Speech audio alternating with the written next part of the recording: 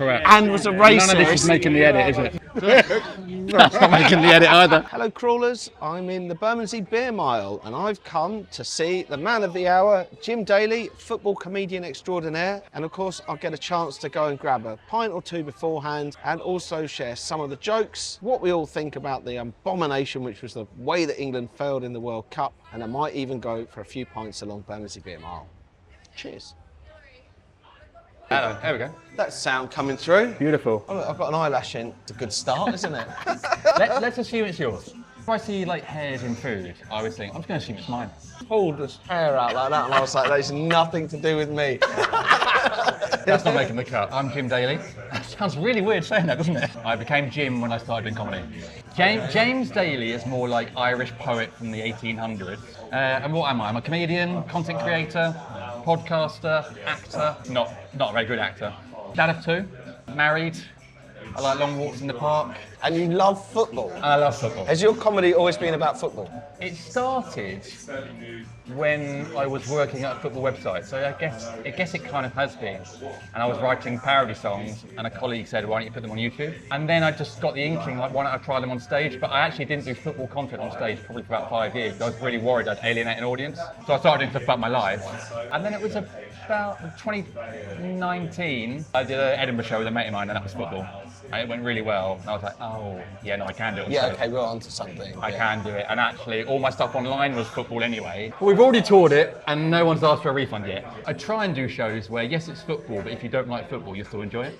Taking a piss out of me, taking a piss out of other clubs, all that kind of thing. So I was going to ask you what your serious, proper job was when you said you worked at a football media company, and I'm thinking, okay, well, what was your serious job? But then you immediately said it was writing parody songs. No, at that point, I was a football journalist. My biggest review there was I wrote an article about something, and someone put in capital letters, James Daly knows nothing about football. On the side, I was doing the songs, and then I worked for The Mirror, I worked for The Independent, and then the comedy started. I wanted to do that. My first ever job was a local reporter in Uxfield in Sussex. I literally have to go to the town every week, knock on like shops and stuff. Any news? Not go to the car. Any news? Never any news. And then on a Friday we'd have to do vox pops in the park, or vox pops anywhere. I did them in the park. Yeah. And it would be like, what do you think about the price of milk? Hated it. No one wanted to stop and talk. So one week I went home. I lived like 10 minutes from the office. I opened my laptop. I got on Google and I just Googled smiley person, and I got 7 random photos of people. Wrote, Ian Smith says he thinks the price of milk's all right, actually. Submitted it to the paper. It went in the paper the next week. I was breaking. I was like, we're going to get fired, we're going to get fired. No one said anything, and that was 2008. No one said, I've never got fired. It's never come up ever. Yeah, so there's an edition of that paper somewhere out there in the world that's got completely fake vox pops in it because I was just too nervous to go and ask people. Journalism was just falling apart, so there was no jobs opening up. So I actually left that paper. I went to America for 6 months to coach soccer, the kids, which I love. Then came back and got a job at goal.com. So I sort of went like the scenic route. You'd be perfect with some of the old footballers as well, because like of our age in our 40s, you know, like now, I've found it really difficult. I really enjoyed the World Cup, but I found it really difficult to understand who all the players were. If you were to like give me one of those quizzes that say, name the Man United 1 to 11 from the FA Cup final against Everton, I reckon I'd have a chance of doing that in a 90s team, right? I think I could do that. Yeah. I don't think I could name 11 players who play for Man United this season, and I'm not a Man United fan. I'm not, but the only reason I could is because I play fantasy football. So you used to play a lot of Football Manager, Championship Manager, right? Yeah. So then I knew everyone. Yeah, FPL has really helped me with that because like you just get to know the squad. Your viewers might not know this, but women's football, the WSL, has a fantasy football. It's an amazing way of getting to know players. We went to Wembley Stadium and watched England, Spain. Yeah. And, you know, one of the things that people say about women's football, they're like, it's not as technically good. I'm like, well, we also went to watch an England men's team friendly against Uruguay. Yeah. Well, I think we lost like 1-0 and it was really dull. Yeah. At some point they brought on Henderson to like shore it up when it was when we were losing 1-0 and you know, and you're just like, oh god, like this is so dull. But in the women's game, I think there were about 30 shots in total. Like it was just zinging it back. And so this argument about it's not as good doesn't really work, because the very easy answer to that is if someone tells you, I don't watch the women's game because it's not as good, you're like, okay, who do you support? And they go like, oh, like like Barnet. And you're like, right, okay, so why'd you bother? Yeah. What do you mean, why do I bother? Well, they're not, they're not France, are they? It'd be Le Barnet if they were French. Be La Barnet, La Barnet. And that'd be a much more continental team than Barnet. It would be. I watched my local team, Northwood, in front of 100 people. Yeah. They were objectively shit. It's a lazy excuse. It's not an opinion on it, like they were objectively shit. I think we lost 21 games in a row. I enjoyed the last World Cup and America. It was a shame that Infantino's a crook. The moment Infantino came on, wearing that suit and then wearing bright, shiny white trainers, like he was 24 and he thought that he was a movie star on the red carpet. But it's the same in Formula One, where you've got the guy that runs that. They did a Lego kart race at Silverstone with all the drivers, and he was in it. You're not in this. You're there to oversee it. I never thought that I would see the day that there would be someone in FIFA that would be more corrupt than Sepp Blatter. We're literally in like bring back Blatter territory, even Sepp Blatter commented on it, saying like, oh, I don't think this is right, and everyone went, yeah, good on you, Sepp. Two big disappointments from the World Cup. I didn't think people would really care about the USA team, and then actually people did quite like them, and they seemed like a good team, and they seemed like they were having fun, and they seemed like they would do quite well. And then Trump got the red card overturned. It soured the entire tournament. Imagine being Florian Balogun at that point, where you've gone from being your team's best player to the most hated man in world football, and you've done nothing to change that. I wouldn't be surprised if the World Cup's back there in 2034.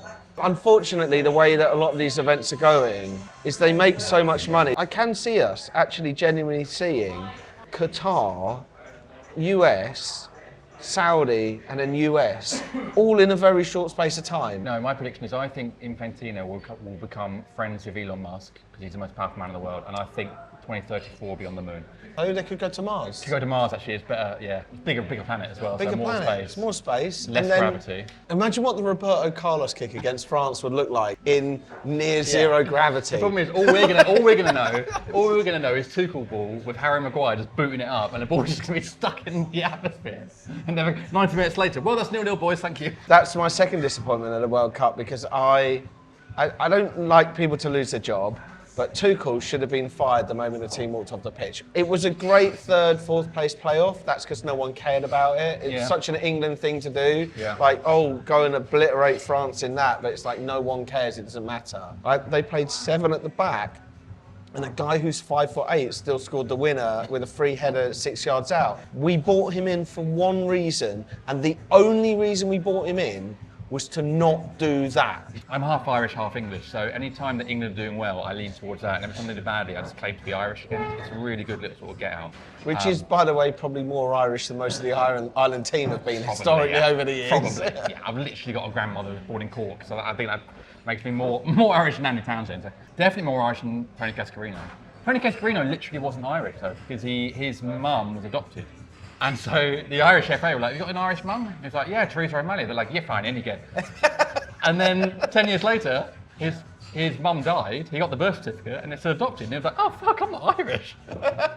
And the Irish FA went, well, fuck it, you're Irish. Oh, it's too late now. You know? I just went, do you like a pint of Guinness? Yeah, exactly. I did quite like it when he came out and was like, not my fault. And you're like, no, but you're literally the guy that picked it. It's literally your fault. No, it wasn't my fault, players did it. I was like, you sent on 6 defenders.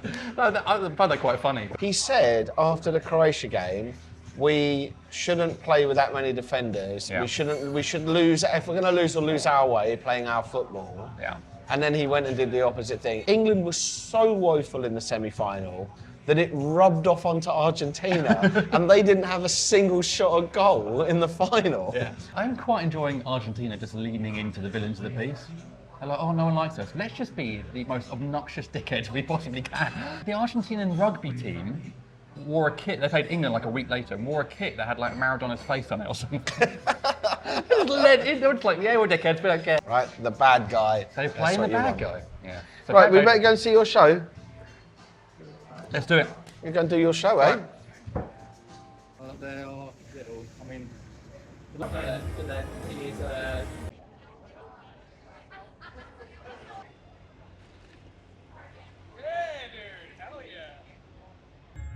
From the Premier League down to those teams in League Two.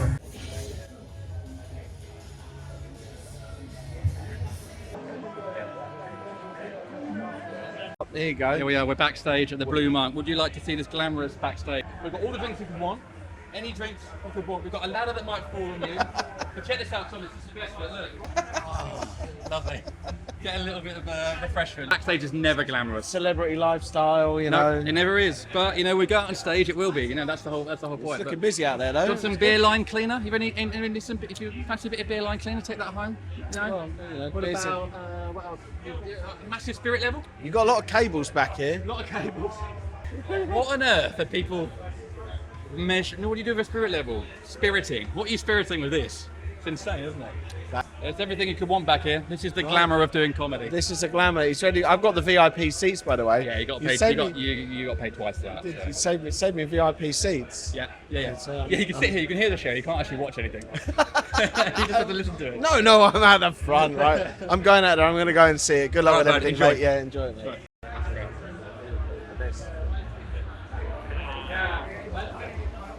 Ladies and gentlemen, please welcome to the stage the one, the only, Jim Daly! It makes sense in West Ham, Danny loves blowing. Wigan, Wolf, we're nearly there. Mick McCarthy, sexy stare. Wrexham, Run and War, Brickham. Okay, that's your. Here we go. Hey! One last one. From the Premier League, that moves those teams in League Two. Nothing seems to live with the ball. Can't believe I made it through the whole 92. Oh my word. It is at this time of year I start to miss Gary Lineker. Wake me up when pre-season. That's beautiful, guys. That's absolutely beautiful. Here we go. Here come the friendly games. They make me scream. There's hundreds of substitutes and the left back is 13. You just did it automatically, you didn't even realise. You just went like that. What are we saying, record? Under the lights, so this is hot, isn't it? This is really hot for you. Sweatiest I've ever been at a gig. How's the gig going? We've got so two good. breaks in it for it. You don't normally have 2 breaks. Normally have 1 break. We've done 2 breaks just to get. I mean, look at me.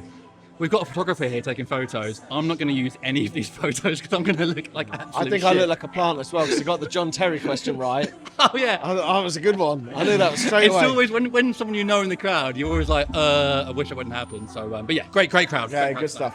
What do we think? Quite Spursy. Okay, the options are Spursy or not Spursy. Spursy, okay. What are the audience thinking? Spursy. So we see the answer is... It's very Spursy! You gotta fight for your rights! Yeah, the real rock star doing that. Guys, do that!